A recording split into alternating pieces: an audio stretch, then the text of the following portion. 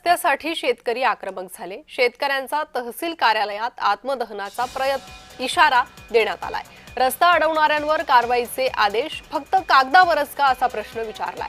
वसमत तालुक्यातील सेलू येथील शेतकऱ्यांचा हा प्रश्न आहे। शेतकऱ्यांनी तहसील कार्यालयात आत्मदहनाचा इशारा दिला। रस्ता अडवणाऱ्यांवर कारवाईचे आदेश फक्त कागदावरच आहेत का असा सवाल विचारला।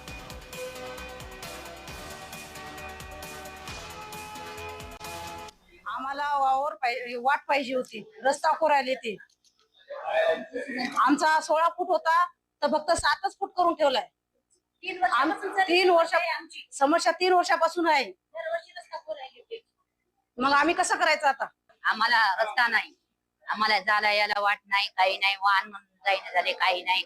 जर असा रस्ता कोरलेला आहे, पाय गेला तर समोर हे होतंय, पडतंय माणूस, हे होतंय। आम्हाला रस्ता पाहिजे। की आमच्या शेती जाणारा रस्ता ते फोडल्या गेला म्हणून त्यासाठी दुरुस्त करण्यासाठी किंवा मागणी करण्यासाठी आलो शासनाला। जवळपास 5 वर्ष व्हायची।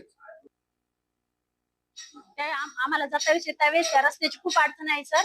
कारण त्या रस्त्याला जातावेळेस तर आम्हाला बिलकुल जाता येणार। आमची गाडी पहिले जातात, आमच्या शेतात खत न्यावं लागते, कापूस झाला कापूस ते आणावं लागते, हळद आणावं लागते।